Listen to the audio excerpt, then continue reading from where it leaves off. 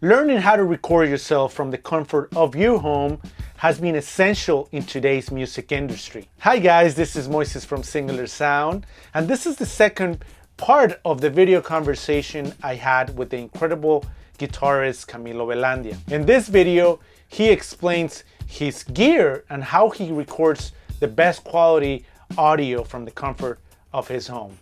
So let's get into it. Okay, so basically this is the rig that I'm using to record electric guitars, right? It's kind of a combination of analog stuff and digital stuff, right?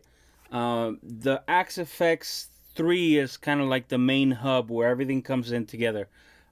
So I have within my setup, I have my Fractal kind of chain, right? Which is a dry signal that can either be mono or stereo, depending on the effect for the dry signal. And then it splits into a wet signal that goes through a chain of wet effects. And I have a send and return of a wet pedal board if I decide to use it. I think a lot of it is just whether I decide to use something or decide to use something else. So I have it set up so that all I have to do is turn something on, turn something off. I don't have to get up. And I've kind of set it up that way so that it kind of doesn't mess with the workflow of things. So the signal chain, I guess in order is, first I decide if I want to go from the guitar into the Fractal, or if I want to go from the guitar into one of my amps, or if I want to go from the guitar into an analog pedal board, and then into the Fractal, or then into one of the amps, right? If I want to use pedals, or if I just want to use the effects on the Fractal, or if I want to just crank an amp, right? Now the amps are loaded down. I have a couple of load boxes, and then they go into the Fractal for cab emulation, and then they run through all the same wet effects that I have. So basically my amp chain and my Fractal chain both run through the same wet effects after the cab emulation. They're identical, right? And then I split it into the stereo dry and then the stereo wet, right? So I'll show you what that sounds like a little bit. So this is kind of, I'll show you, this is what the Fractal sounds like just by itself. Let me turn off the wet. So this is just a Fractal. And then also I'll go into an Apollo X8, and then I have some preamp and some compressor emulations before I go into Pro Tools, which is what I use to record, right? So this is just like, I don't have like a I don't make presets like, oh, here's my solo sound and here's my, I make more like I have like 8 amps in the Fractal that I use a lot, and I have like some drives that I use a lot, and I have some reverbs that I use a lot, and some delays and so on. So I'll show you a little bit. So again, this is my clean, this is like a Dumble that I've set up. So it's kind of,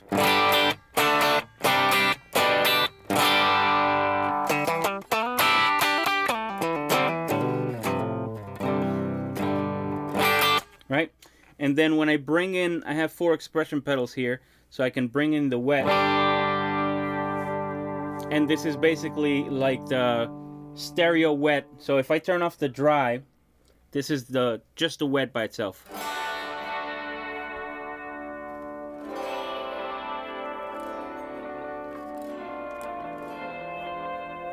Now with the dry,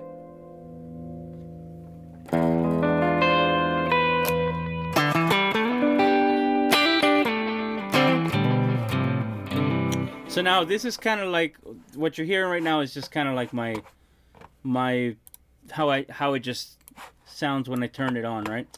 And then I can go on the Fractal software and kind of tweak the Fractal unit. So if I want to switch to say like a slapback delay, and say I want to switch the reverb to like a spring, right? So that sounds like this. And then here, since I have the wet going separate, I process it as well. So right now I have it going through an 1176, which I can bring up or down here as well. So I'm actually compressing the wet signal.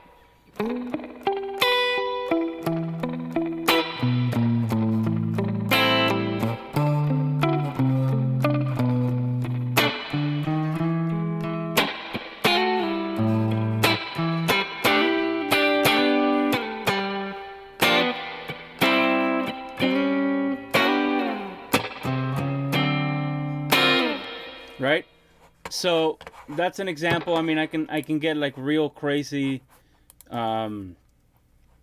big, you know, like sounding reverbs or whatever.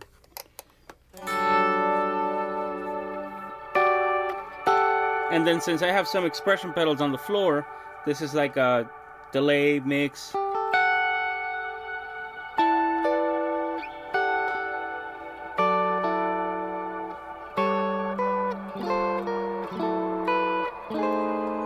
And then again, I can compress the wet separately or EQ it separately, right? Like if I just wanted to have no high end and just mids for whatever reason.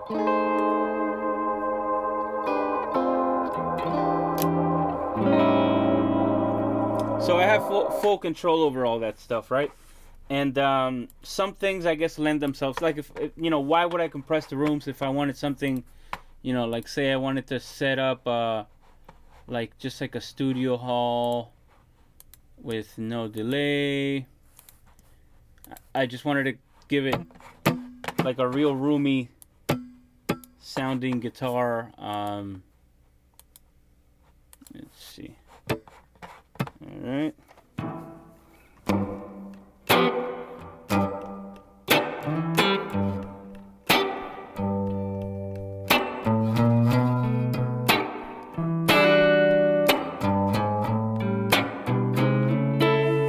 Of course, I EQ'd all the highs and lows out of this thing, but there we go.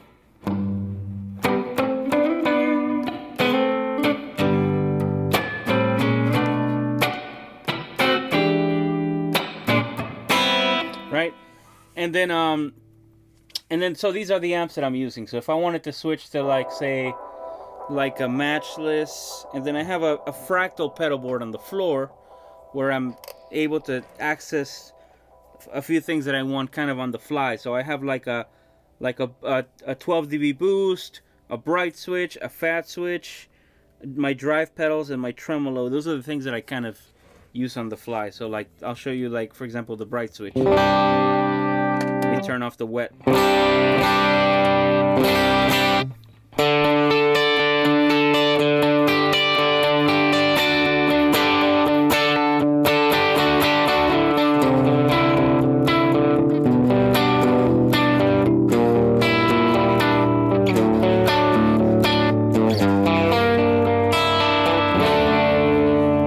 If I wanted a, this is a matchless, but it's kind of like my Vox sound. And if I wanted like a real kind of you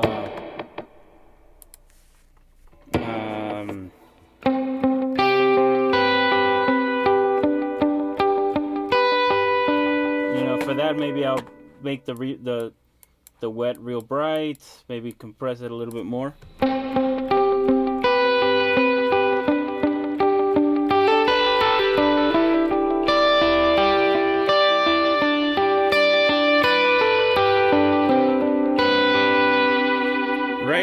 And then I mentioned that in this kind of scenario, for everything that I've been playing so far, I would record my dry signal mono, right? Because basically it's just an amp, whether it's saturated or not saturated.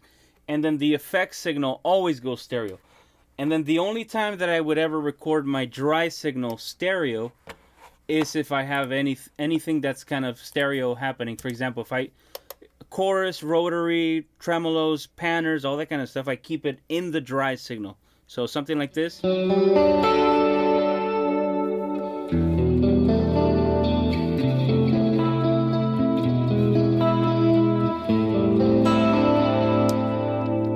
I would use another guitar for this, but...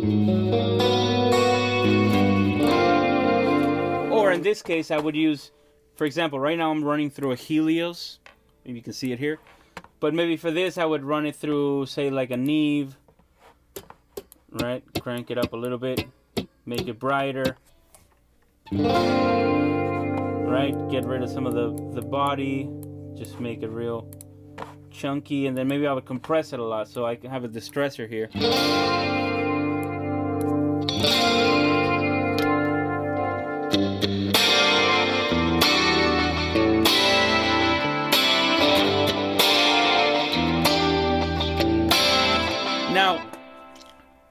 those delays are a little bit annoying, right? So then another thing that I could do is my wet signal, I can then run it into another reverb here, like this. Now I'm running that into a plate.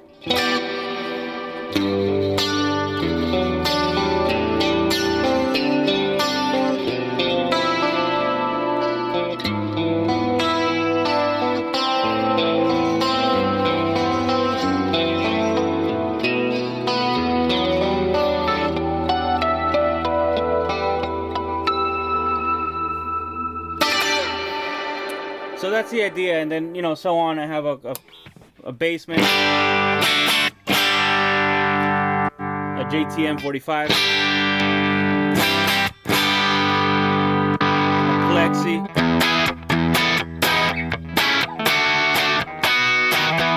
of course right now I'm compressing it because I was compressing the other sound, right? And then my more martially kind of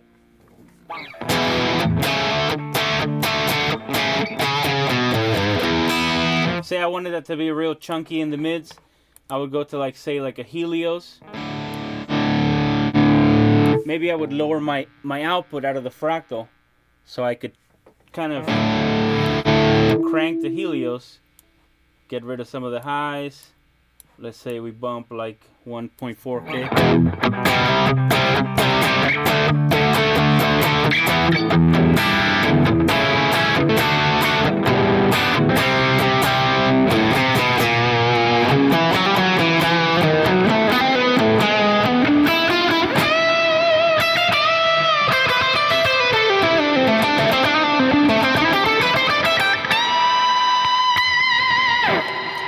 And then my wet and my dry are always separate. So if I send this to a producer and it's too much reverb, he could just lower that one channel, as opposed to like if I was printing everything together and now he can't get rid of the reverb, you know? So of course I try to do some of that work for them as well. So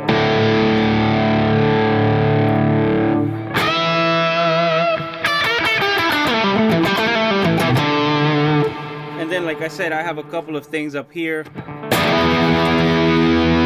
Say I have a drive and a boost.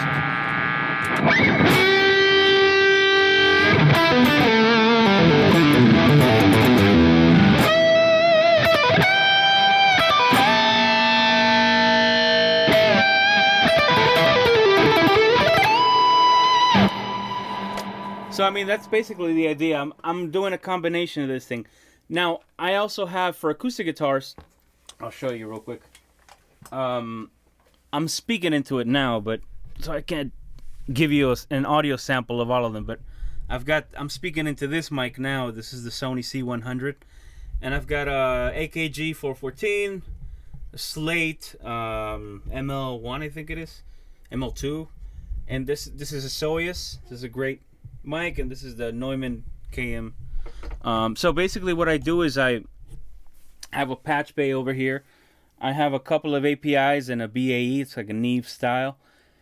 And then I have an LA2A and a distressor, right? So these are like my different colors. So if I wanted to do like let me grab an acoustic. Hopefully I'm wired to all these things.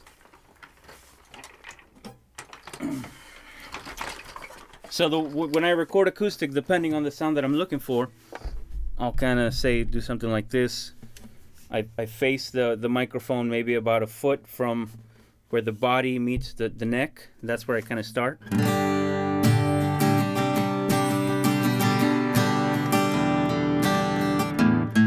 And you know, then I decide if I want to use the API or the Neve, then I could just switch the cable. I won't do it now because I'm speaking into it and it'll cut my voice out. And then I decide if I want like the tube warmth from the LA2A, or if I want it to be a little bit crispier, I would go through my distressor. And then again, like APIs, Neves, and then that also goes into this. So if I do need to EQ it, which I don't normally do, but if I needed to EQ anything, I'll show you what I mean.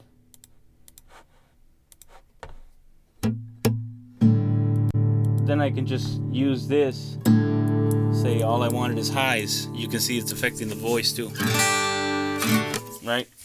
sounds terrible. But yeah, so I mean, I can run this through tape emulation, and usually I play it a little safer with the acoustics. But everything else, I kind of electrics I'm a little bit more risky with. Acoustics, they can kind of be molded a little bit more in the mix by whoever's mixing, so I kind of leave those be, But that's it. I mean, I just kind of pick a microphone, kind of hear according to the mix. I picked the right guitar. This is a Martin. I just grabbed it because it was the closest one, but it's a little bit darker than my Taylor. Then I have a Collings that's even more darker. And some of them I tuned them down. My Collings is tuned to E flat. I have a baritone guitar that's in B. So I kind of just have things laying around for me to just grab quickly and start recording. As you can see, I mean, I don't have to get up. I only have to get up if I'm grabbing a guitar.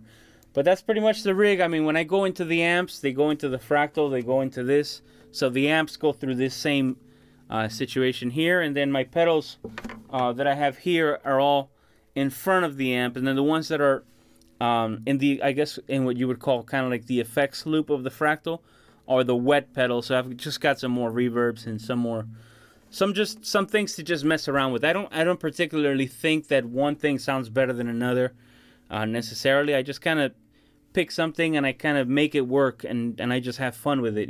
Sometimes I want to use a plate. Sometimes I want to use a pedal, and I just want to see what the pedal does. These things kind of have a life of their own, and I kind of let that, I see where that takes me in the recording process. But that's about it. That's the whole rig, and yeah, that's it. Thanks for watching. So thank you guys so much for watching this video conversation with Camilo. I hope you guys learned something about this trending topic. And if you haven't watched the complete video interview with Camilo, make sure to click the link at the end of this video. So make sure to subscribe and follow us on social media at Singular Sound. We're going to be putting out more videos about the Aeros, so stay tuned on that. But in the meantime, keep looping, keep rocking, and keep doing what you love.